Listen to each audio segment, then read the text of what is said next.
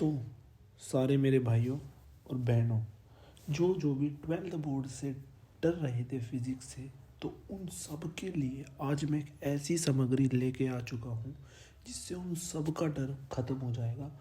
कुछ डर नहीं रहेगा फिज़िक्स के। फिज़िक्स इतनी सिंपल मैंने बना दिया। मैंने कुछ 15 टॉपिक्स 5 साल के प्रीवियस पेपर को एनालाइज करके डिस्कस करूँगा आज तुम्हारे साथ, जो तुम सिर्फ अगर वो भी प्रैक्टिस करके चले गए, उनके क्वेश्चंस भी प्रैक्टिस करके चले गए और उस टॉपिक्स को अच्छे से रिलेट करके चले गए, तो तुम्हारे 70 में से 50 कोई भी नहीं रोक सकता। तो आज इस वीडियो में हम यही डिस्कस करेंगे, वो 15 टॉपिक्स, मोस्ट इम्पोर्टेंट टॉपिक्स क्या क्या है जो तुम्हें पढ़ने हैं और जिनसे पढ़ते तुम फिज़िक्स के पेपर को फोड़ सकते हो। उन टॉपिक्स के बारे में आज हम डिस्कस करेंगे। तो चलिए मैं बताता हूँ कौन कौन से वो टॉपिक्स हैं। तो आज मैं आपको वो 15 टॉपिक्स अब बताने जा रहा हूँ कि वो कौन कौन से 15 टॉपिक्स हैं जो तुम्हें यार सबसे पहले वो ही पढ़ो। मैं तो ये बोल रहा हूँ जिसने सारा सिलेबस कर भी लिया है उसको भी पहले वो ही पढ़ना चाहिए। उस पर ही मतलब उस पर पहले प्रैक्टिस करो, क्योंकि यार उसके आने के चांस सबसे ज़्यादा हैं। वो मैंने 5 साल के प्रीवियस ईयर के मोस्ट इम्पोर्टेंट टॉपिक्स ही निकालने हैं, तो वो तो प्रॉपर आएंगे ही आएंगे यार। तो चले स्टार्ट करते हैं। तो आज हमारा गोल क्या है कि आज हम ये देखेंगे कौन कौन से टॉपिक्स हमें पढ़ने हैं, और मेन मोटिव ये है कि 70 में से 60 नंबर हमें अचीव करने ही करने हैं। तो फिज़िक्स को फोड़ के आना है इस बार बोर्ड में, ठीक है। चलो, तो सबसे पहला टॉपिक जो मैंने स्टडी किया है वो ये है कि तुम्हें जो चार्जेस वाले चैप्टर है, इसमें तुम्हें क्या करना है। इसमें तुम्हें बेसिकली सबसे पहले तो जो चार्जेस की प्रॉपर्टीज़ हैं, चार्जेस की नहीं, इलेक्ट्रिकल फील्ड की जो प्रॉपर्टीज़ हैं वो तुम्हें अच्छे से स्टडी करके जानी है कि जो इलेक्ट्रिकल फील्ड है इनकी क्या क्या प्रॉपर्टीज़ हैं, क्योंकि प्रॉपर्टीज़ के बेसिस पे बहुत क्वेश्चन हर बार बन जाते हैं। तो तुम्हें इलेक्ट्रिकल फील्ड क्या है, क्या प्रॉपर्टीज़ है, इसको अच्छे से पढ़ के जाना है। दूसरा, तुम्हें जो इस टाइप के क्वेश्चंस होते हैं ना कि एक चार्ज यहाँ पर रखा है, एक चार्ज यहाँ पर रखा है, तो इनकी वजह से ऐसे करके कहाँ पर मैक्सिमम फोर्स आएगी, कहाँ पर मिनिमम फोर्स आएगी, कहाँ पर डायपोल की डायरेक्शन कहाँ पर आएगी, ठीक है, ये सब पूछ लिया जाता है। पोटेंशियल एनर्जी कहाँ पर ज़ीरो होएगी, फोर्स मैक्सिमम मिनिमम कहाँ पर होएगी, इलेक्ट्रिकल फील्ड इन दो चार्जेस के बीच में किस तरीके से बनेगी, ठीक है जी, इलेक्ट्रिकल फील्ड इन दोनों के बीच में किस तरीके से बनेगी, वो पूछ लिया जाता है। नेगेटिव नेगेटिव हो या फिर पॉजिटिव नेगेटिव हो। तो ऐसे टाइप के जो क्वेश्चन तुमने देखे होंगे उन टाइप्स के क्वेश्चन आप पूछ सकते हैं। पहली तो तुम्हें इस टाइप के क्वेश्चन सारे प्रैक्टिस कर लेने हैं। दूसरा, एक प्रॉपर्टीज़ होगी वो देख लेनी है पहली। दूसरे, इन टाइप के क्वेश्चन। तीसरा टाइप का जो क्वेश्चन पढ़ सकते हैं वो है तुम्हारे डाइपोल्स कैसे, इस डाइपोल्स पे किस तरीके के क्वेश्चन बनते हैं। डाइपोल पे जो डाइपोल की इलेक्ट्रिकल फील्ड पूछना, इस टाइप के क्वेश्चन कम बनते हैं, क्योंकि डाइपोल की इलेक्ट्रिक फील्ड क्या पूछा हुआ वो तो तुम्हें पहले ही पूछ ली।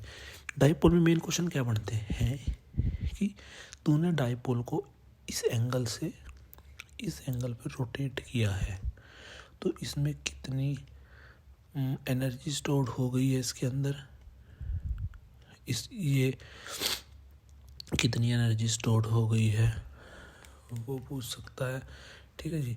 एनर्जी कितनी स्टोर हो गई है वो पूछ सकता है, तो उसके बारे में पूछ सकता है। दूसरा, एनर्जीज यहाँ से यहाँ, देन उसके बाद इस टाइप का क्वेश्चन पूछ सकता है डाइपोल में। इस टाइप के तुम प्रैक्टिस कर लेना, ठीक है जी। एक तो ये हुआ। अब दूसरा जो है हमारा, और अब नेक्स्ट टॉपिक जो है उसमें हम देखते हैं वो क्या है। नेक्स्ट चैप्टर में चलते हैं। इस चैप्टर में सिर्फ इसी टाइप के क्वेश्चन तुम प्रैक्टिस कर लेना। लगातार कई साल से इसी तरह के क्वेश्चन हमारे आ रहे हैं, ठीक है। अब चलते हैं दूसरा, वो है तेरे कैपेसिटेंस वाले में। कैपेसिटेंस वाले में सिर्फ तुझे ज़्यादा तुझे कैपेसिटेंस वाले में क्या करना है, इसमें तुम्हें पढ़ना है कि इस टाइप का क्वेश्चन पढ़ना है कि तेरा कैपेसिटेंस है इसके बीच में एक स्लैब रख दी तो कैपेसिटेंस क्या हो गया होगा, किससे इफेक्ट, कितने फैक्टर से इफेक्ट किया होगा, इलेक्ट्रिकल फील्ड कितने फैक्टर से इफेक्ट की होगी। एक तो ये टाइप के क्वेश्चन देख लेना। दूसरा तुम देख लेना कॉम्बिनेशन ऑफ कैपेसिटेंस। वैसे कॉम्बिनेशन ऑफ कैपेसिटेंस का क्वेश्चन कम आते हैं क्योंकि कॉम्बिनेशन ऑफ रेजिस्टेंस के ही क्वेश्चन बहुत ज़्यादा जाते हैं, तो इसलिए कॉम्बिनेशन ऑफ कैपेसिटेंस सीरीज और combination of capacitance in parallel ये क्वेश्चन लगभग कम आते हैं। तुम इसको छोड़ भी सकते हो, वैसे मैं बोल रहा हूँ कर लेना, एक बार फॉर्मूले देख लेना बस। तो इस टाइप के क्वेश्चन तुम्हारे पढ़ सकते हैं कैपेसिटेंस से। पोटेंशियल पे मुश्किल बनते हैं, ज़्यादातर इस पे ही बनते हैं, तुम पहले ये प्रैक्टिस करना, ठीक है जी। तो 2 टॉपिक्स हो गए, अब चलते हैं नेक्स्ट पे। नेक्स्ट क्या देखना है तुम्हें, नेक्स्ट मैं तुम्हें बता रहा हूँ कि थर्ड टॉपिक जो तेरा होगा वो तेरा होगा कॉम्बिनेशंस ऑफ रेजिस्टेंस। तुम्हें कॉम्बिनेशंस ऑफ रेजिस्टेंस जो है इन्हें भी अच्छे से पढ़ के जाना है कि जो कॉम्बिनेशंस ऑफ रेजिस्टेंस है ये भी एक इम्पोर्टेंट टॉपिक है। देख कॉम्बिनेशन ऑफ रेजिस्टेंस तो तुम पढ़ लोगे सीरीज पैरेलल, इसमें कुछ टाइप के ना वो होते हैं फेमस कॉम्बिनेशंस होते हैं, वो तुम्हें मेन पढ़ के जाना है, ठीक है। जैसे ये व्हीटस्टोन ब्रिज हो गया ऐसे, ठीक है, कहाँ पर पोटेंशियल ज़ीरो होएगी, कहाँ पर कितनी होएगी, इन दोनों रेजिस्टेंस की क्या क्या वैल्यू होगी, तो इस टाइप के कॉम्बिनेशंस हो गए, ठीक है। कुछ कॉम्बिनेशंस होते हैं उनको भी पढ़ जाना, स्पेशलाइज कॉम्बिनेशन उनको पढ़ जाना, और करंट कितने फैक्टर से घट जाएगा, करंट कितने फैक्टर से बढ़ जाएगा, ये सब पढ़ लेना तुम, ठीक है। तो ये कॉम्बिनेशंस पढ़ लिए तुमने। उसके बाद नेक्स्ट जो है तुम्हारे करंट वाले चैप्टर से, ठीक है, करंट वाले नेक्स्ट चैप्टर जो है तुम्हारा करंट, उसमें तुम्हें क्या देखना है, नेक्स्ट टॉपिक करंट वाले चैप्टर से तुम्हें सबसे पहले तो ड्रिफ्ट वेलोसिटी जो है तुम्हारी, ड्रिफ्ट वेलोसिटी जो है उसको अच्छे से पढ़ना है। I=VD ना, इसमें तुम्हें कुछ चीज़ें दे दी जाएगी, आई दे दिया, VD दे दिया, ना दे दिया, कुछ चीज़ें नहीं भी दी जाएंगी, तो उन्हें तुम्हें निकालना आना चाहिए कि ई कैसे कितने तरीके से निकाल सकते हैं, नंबर ऑफ इलेक्ट्रो कितने तरीके से निकाल सकते हैं, उनके फॉर्मूले पता होने चाहिए तुम्हें, ठीक है। तो ये तुम अच्छे से प्रैक्टिस कर लेना इस टाइप के क्वेश्चंस जिसमें तुम्हें ड्रिफ्ट वेलोसिटी निकालनी हो डिफरेंट फॉर्मूलेस को यूज़ करके। एक तो इस टाइप के क्वेश्चन आएंगे, और ठीक है, और कौन से आएंगे कि एक हमारे पास एक जो ये वाले क्वेश्चन है ना, एम्पियर सर्किट लॉ, तो इसके बेसिस पर भी तुम्हारे पास डिफरेंट टाइप्स के क्वेश्चंस आ सकते हैं कि हमारे पास एम्पियर सर्किट लॉ क्या है कि एक बार में करना, तो उसकी वजह से आर डिस्टेंस पे ये मैग्नेटिक फील्ड में से इसमें कितना, यहाँ पर कितनी मैग्नेटिक फील्ड प्रोड्यूस कर रहा होगा ये, ठीक है। तो ये जितने टाइप के क्वेश्चंस है ना, करंट की वजह से मैग्नेटिक फील्ड, और एक हमारे पास वो होलो सिलेंडर है, एक हमारे पास सॉलिड सिलेंडर है, तो इनकी वजह से मैग्नेटिक फील्ड निकालना, ठीक है। तो इस टाइप के टॉपिक भी तुम करके जाना, ये भी बहुत ज़्यादा इम्पोर्टेंट है, आ सकते हैं। अब हम जो नेक्स्ट जो देख रहे हैं वो हम देख रहे हैं करंट और इलेक्ट्रिसिटी में एक टाइप का टॉपिक हो रहा है, that is called the inductance. तो इंडक्टेंस टाइप के क्वेश्चंस तुमने देखे होंगे कि जो इंडक्टेंस टाइप के क्वेश्चन कैसे होते हैं कि जोन से वाले टाइप के क्वेश्चन नहीं होते, इंडक्टेंस हो गया एंड म्यूचुअल इंडक्टेंस हो गया, कि हमारे पास म्यूचुअल ज़्यादातर जो क्वेश्चन आते हैं वो म्यूचुअल इंडक्टेंस टाइप के आते हैं। म्यूचुअल इंडक्टेंस टाइप में कैसे कि तेरे पास इस तरीके से एक कोयल होएगी, एक बड़ी कोयल होएगी, मैं तुम्हें सिर्फ हिंट दे रहा हूँ, तुम्हें इस टाइप के क्वेश्चंस पे ज़्यादा प्रैक्टिस करनी है, ऐसा नहीं मैं बोल रहा यही आएंगे, बट ऐसा है कि इन टाइप के क्वेश्चन को तुम पहले प्रैक्टिस करो। ये टाइप के क्वेश्चन हर ईयर में रिपीट हो रहे हैं यार, तो प्रैक्टिस तो करो ना इनको पहले, तो पहले इनको प्रैक्टिस करो। तो इसलिए मैं तुम्हें ये बता रहा हूँ, तुम्हें इस टाइप के क्वेश्चन है तुम्हें मिलेंगे भी हर प्रीवियस ईयर में। तो जी ऐसे कि तुम्हारे पास, तो इसमें क्या होएगा, तुम्हारे पास एक ऐसे बड़ी कोयल दी होगी, इसके अंदर तुम्हारे पास एक छोटी कोयल इसके अंदर इस तरीके से होगी, तो इसमें क्या होएगा, इसकी वजह से इसमें फ्लक्स का चेंजेस होएगा, तो उस फ्लक्स के चेंजेस की वजह से इसमें किस तरीके से करंट प्रोड्यूस होएगा, इस टाइप का क्वेश्चंस बनता है। तो ये तरह के क्वेश्चन तुम जरूर देख के जाना, ये भी बहुत इम्पोर्टेंट है। ठीक है, तो अब नेक्स्ट चलते हैं हम। नेक्स्ट जो है हमारा, नेक्स्ट टाइप का जो टॉपिक है वो है हमारा, नेक्स्ट चैप्टर है हमारा जो ये मैग्नेटिक मटेरियल्स जो हैं, इनमें से किस टाइप के क्वेश्चंस बनते हैं।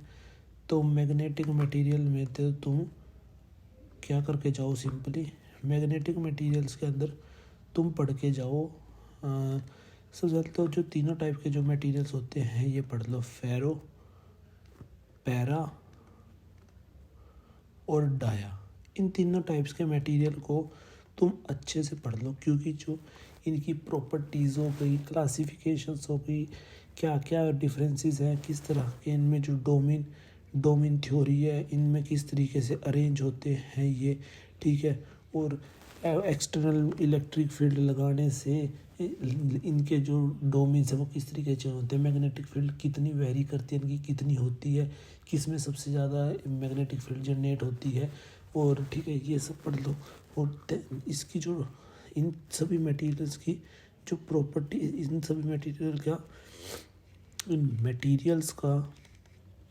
मटेरियल का ना जो रिलेशंस होंगे, तुम्हें क्लास में टीचर ने पढ़ाया होगा, रिलेशंस इनके टेम्परेचर के साथ किस तरीके से हैं, ये तुम एक बार अच्छे से देख के जाना तीनों का।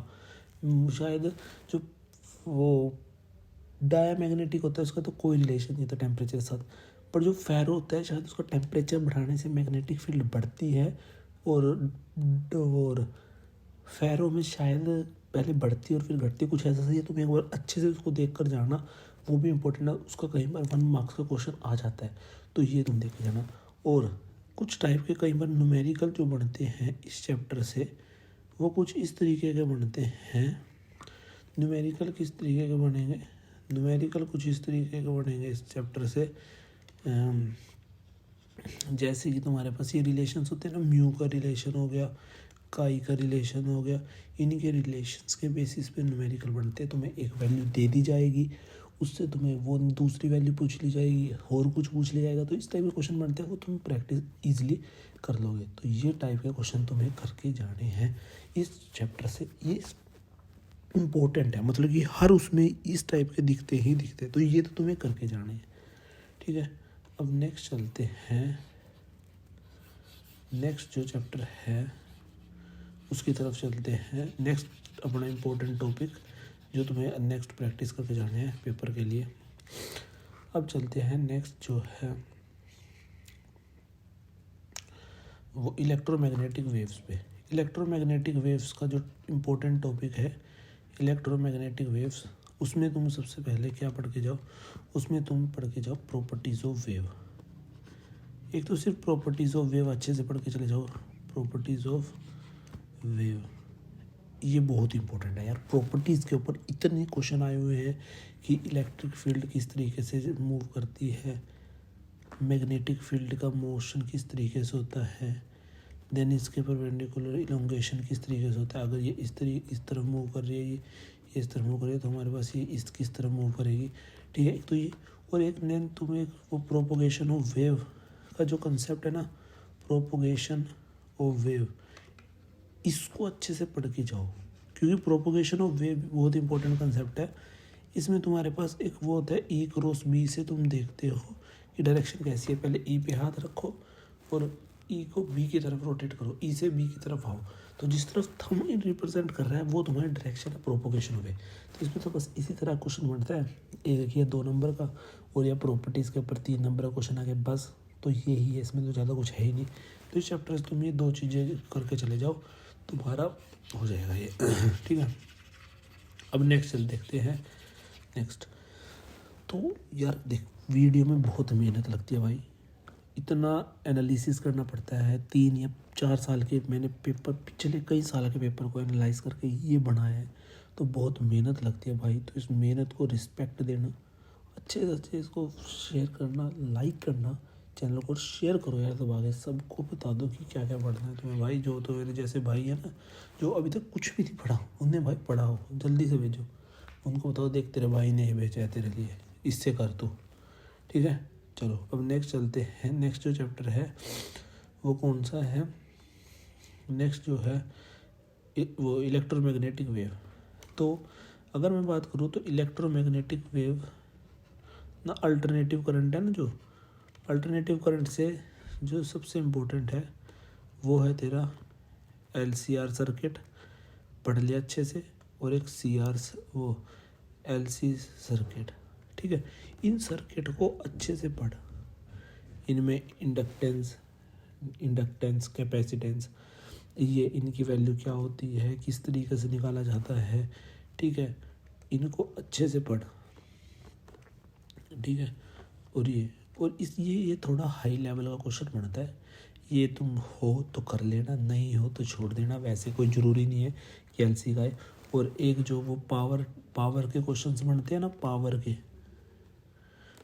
क्वेश्चंस बनते हैं ना, वो जो लास्ट टॉपिक है अल्टरनेटिव करंट के पावर के बेसिस पर क्वेश्चंस जो बनते हैं वो भी जरूर करके जाना, उसका भी क्वेश्चन बन जाता है, ठीक है। एक तो ये सर्किट्स देख जाना अच्छे से, इनमें सारा चीज़ देख जाना, वो इंडक्टेंस देख जाना, रिएक्टेंस देख जाना, ठीक है। जो वैल्यूज़ होती है वो काई और इसकी वैल्यूज़ होती है ना, वो अच्छे से देख जाना। और एक पावर्स के क्वेश्चंस होते हैं वो तुम देख जाना एक बार, ठीक है। तो इसमें तो यही ज़्यादा इम्पोर्टेंट है। अब नेक्स्ट जो चैप्टर है तुम्हारा वो है तुम्हारा एटॉमिक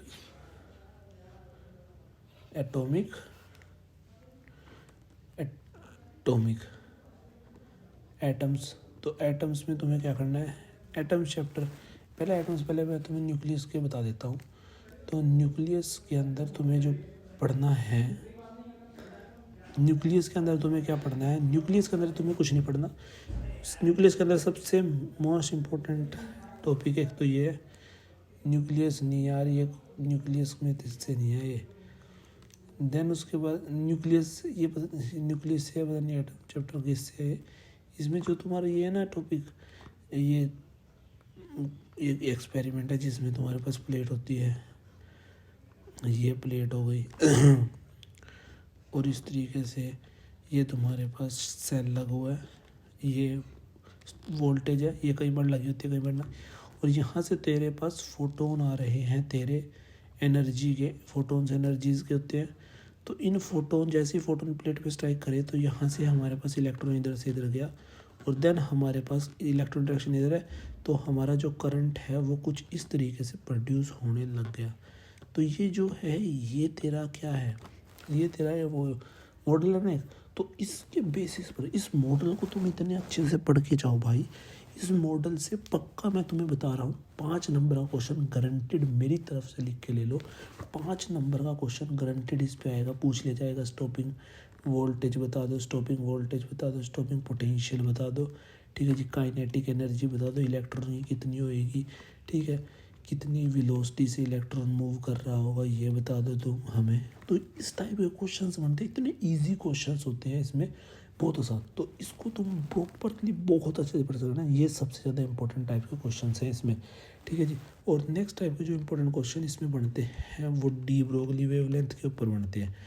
डी ब्रोगली वेवलेंथ थी ना, जो वेवलेंथ होती है वो हमारे पास एक वेवलेंथ का फॉर्मूला नहीं है डी ब्रोगली में, wavelength is equal to H upon P, नहीं, डी ब्रोगली वेवलेंथ का फॉर्मूला है lambda is equal to H upon वो P अपॉन ये डी ब्रोगली वेवलेंथ का फॉर्मूला है ना जोन सा, उसके ऊपर जो तेरे क्वेश्चंस बनते हैं वेवलेंथ निकालने के, वो मोस्ट इम्पोर्टेंट है, वो भी तो पढ़ के जाना, ठीक है। ये हो गया। अब इसके बाद नेक्स्ट जो तुम चलते हो, नेक्स्ट एटम चैप्टर पे चलते हैं। एटम्स चैप्टर से क्या क्या इम्पोर्टेंट है वो मैं बता देता हूँ, ठीक है। तो एटम्स चैप्टर से अगर मैं बात करूँ तो एटम चैप्टर से तुम पढ़ के जाओ, एटम्स चैप्टर से सिर्फ थ्योरी ये वाली, हमारा एटम है, किसी भी टाइप का एटम दे दिया तुम्हें, हाइड्रोजन का दे दिया जाए, हीलियम का दे दिया जाए, नियॉन का दे दीजिए, वो तुम्हें निकालना आना चाहिए कि सेल में कितने इलेक्ट्रॉन्स हैं। यहाँ पर इलेक्ट्रॉन्स हो गए, एनर्जी, तुम्हें एनर्जीज का फॉर्मूला याद होना चाहिए, रेडियस का फॉर्मूला याद होना चाहिए, वेलोसिटी का फॉर्मूला याद होना चाहिए, उसमें कितनी है, देन काइनेटिक एनर्जी तुम निकाल ही लोगे। ठीक है, तुम्हें पता होना चाहिए सेल्स में कितना, हमारे पास कितनी एनर्जीज के सेल हैं ये। ठीक है, इसमें सिंपल क्वेश्चन आता है कि इतने उसकी एनर्जीज हमने इस पर डाली और ये यहाँ से यहाँ गया, मतलब ये किस सेल में चला जाएगा। तो सिर्फ तुम्हें क्या देखना, उसने इतनी एनर्जी ली, उसके पास कितनी एनर्जी फाइनल, उसके पास कितनी एनर्जी बच गई, तो जितनी एनर्जी बची उसी सेल में टिकेगा वो तो जाकर। तो इस टाइप के क्वेश्चंस आते हैं एटम चैप्टर से, बिल्कुल सिंपल आसान। तुम्हें एटम्स बता दिया जाएगा ये है, और इस ग्राउंड स्टेट में यहाँ पर था, एक्साइटेड स्टेट में वहाँ चला गया। सिर्फ इस टाइप के क्वेश्चन सिंपली पूछे जाते हैं। तुम्हें एनर्जीज, ये फॉर्मूले पता होने चाहिए, energies, radius, velocity, kinetic energy, इन टाइप के फॉर्मूले तुम्हें अच्छे से याद होने चाहिए जिससे तुम प्रॉपर कर सको। तो ये तुम कर लेना, ठीक है। तो एटम चैप्टर से ये सबसे इम्पोर्टेंट है, तुम्हें इस टाइप के क्वेश्चंस को प्रैक्टिस करना है, ठीक है। नेक्स्ट चलते हैं रे ऑप्टिक्स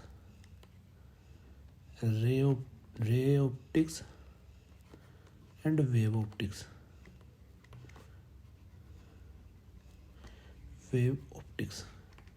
तो अगर मैं इनमें से बताऊं तो सबसे इम्पोर्टेंट टॉपिक है एक तो लेंस फार्मूला तो इतना फेवरेट क्वेश्चन बन चुका है बोर्ड वालों का कि भाई हर साल लेंस फार्मूले से ही क्वेश्चन डाल देते हैं, लेंस फार्मूला का क्वेश्चन सॉल्व।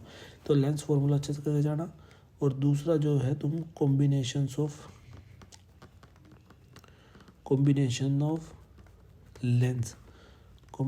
ऑफ लेंस के जो कंसेप्ट है ना, कॉम्बिनेशन करके नेट फोकल लेंथ किस तरीके से निकालनी है। एक तो लेंस फॉर्मूले के ऊपर क्वेश्चन करके जाना, और एक कॉम्बिनेशन ऑफ लेंस को अच्छे से देखना है, और एक बार वो मिरर भी देख जाना, ठीक है। तो इस टाइप के क्वेश्चंस तुम्हें इससे प्रैक्टिस करनी है। लेंस फार्मूला सबसे इम्पोर्टेंट है, ज़्यादा इस पे ही प्रैक्टिस करना, ठीक है। और कॉम्बिनेशन ऑफ लेंसेज की कुछ प्रॉपर्टीज़ होती है किस तरीके का, तो इस टाइप के क्वेश्चन भी देख लेना। वेव ऑप्टिक्स की अगर मैं बात करूँ तो अगर थ्योरी वाला क्वेश्चन आ सकता है वेव ऑप्टिक्स से, वो तेरा आ सकता है हाइगन प्रिंसिपल से। कैसे? हाइगन प्रिंसिपल से ऐसे आ सकता है कि जो हाइगन प्रिंसिपल है वो क्या बोलती है, तो उसकी डेफिनेशन के बेसिस पे आ सकता है क्वेश्चन। और दूसरा आ सकता है वेव फ्रंट बनाओ। वेव फ्रंट होते क्या, और वेव फ्रंट मान एक वेव है तो इसका वेव फ्रंट ये होएगा। ऐसी कोई वेव आ रही है तो इसका वेव फ्रंट ये होएगा। ऐसी कोई वेव फ्रंट आ रही है तो इसका वेव फ्रंट भी सर्कुलर होएगा। तो क्या क्या वेव फ्रंट होएंगे ये आ सकता है। और दूसरे टाइप का इम्पोर्टेंट क्वेश्चन आ सकता है यंग डबल स्लिट एक्सपेरिमेंट। भाई ये तो इतना इम्पोर्टेंट है ना, यंग डबल स्लिट एक्सपेरिमेंट, इसको तो तुम निचोड़ के पी जाओ, इतना इम्पोर्टेंट है। हर साल एक क्वेश्चन आएगा ही आएगा यंग डबल स्लिट एक्सपेरिमेंट का। तो इसके तुम्हें सारे फॉर्मूले प्रॉपरली याद होने चाहिए। फर्स्ट मैक्सिमा, फर्स्ट मिनिमा, वो ब्लैक कहाँ पर बनेगा, कितनी वो होएगी, ठीक है, ये प्रॉपर याद होने चाहिए। और डिफ्रैक्शन अगर तुम्हारा जी करे कर जाना, वैसे कोई इम्पोर्टेंट नहीं है। क्वेश्चन आते हैं सिर्फ फॉर्मूला बेस, मन करे कर लेना, नहीं ये तो मोस्ट इम्पोर्टेंट, इसके क्वेश्चन मिलेगा ही मिलेगा, ठीक है।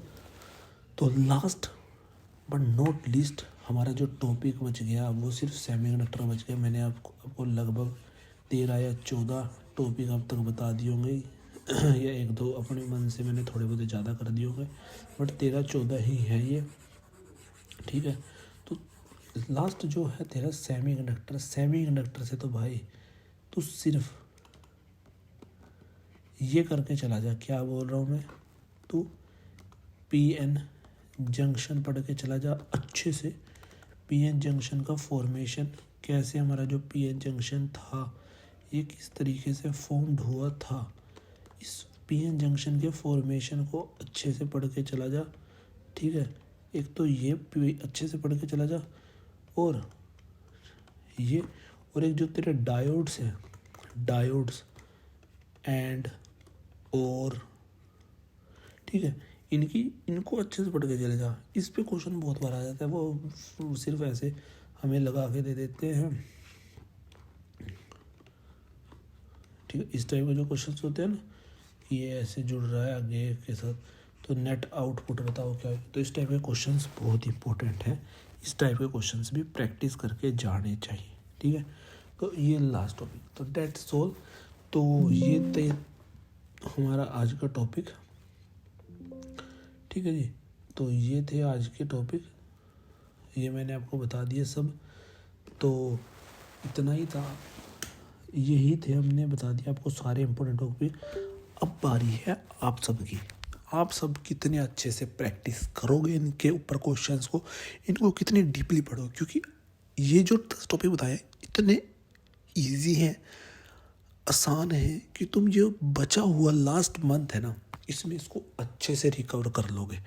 तो भाई इन टॉपिक्स पे जान झोंक दो। जिनको भी फिजिक्स से डर लगता है ना, मैं गारंटी करता हूँ ये पढ़ गया ना कोई, उसके 50, 60, 55 नंबर तो कोई नहीं रोक सकता।